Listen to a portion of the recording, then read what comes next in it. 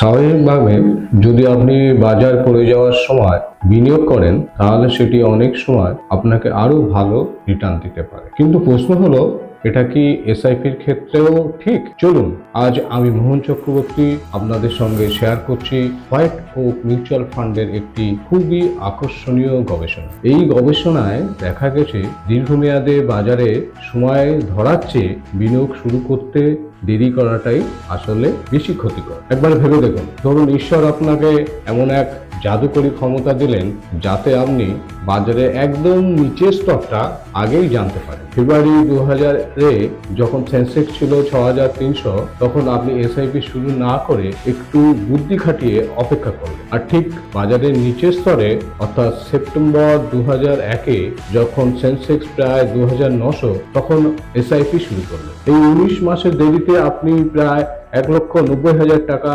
কম বিনিয়োগ করেছেন। কিন্তু ফলাফল কি হলো জানেন? ফেব্রুয়ারি 2000-এ শুরু করা এসআইপির বর্তমান মূল্য প্রায় 2,22,00,000 টাকা, আর সেপ্টেম্বর 2001-এ শুরু করা এসআইপির বর্তমান মূল্য মাত্র 1,80,00,000 টাকা। একইভাবে 2008 সালের আর্থিক সংকটের সময় যদি আপনি জানুয়ারি 2008-এর এসআইপি শুরু না করে বরং বাজারের নিচের স্তরে মার্চ 2009-এ যখন সেন্সেক্স ছিল প্রায় 10,000 শুরু করতেন, তাহলে কি হতো? আপনি প্রায় 1,40,000 টাকা কম বিনিয়োগ করতেন। কিন্তু জানুয়ারি 2008-এ শুরু করা এসআইপি আজ প্রায় 58,00,000 টাকা পৌঁছেছে, যেখানে মার্চ 2009-এ শুরু করা এসআইপির বর্তমান মূল্য 50,00,000-এরও কম। তাই বন্ধুরা, এসআইপি নিয়ে 4টি বিষয় সবসময় মনে রাখুন। আগে শুরু করুন। দ্বিতীয়ত হচ্ছে নিয়মিত বিনিয়োগের শৃঙ্খলা বজায় রাখুন। তৃতীয়ত দীর্ঘমেয়াদী বিনিয়োগটা ধরে রাখুন। এবং চতুর্থ এবং শেষ,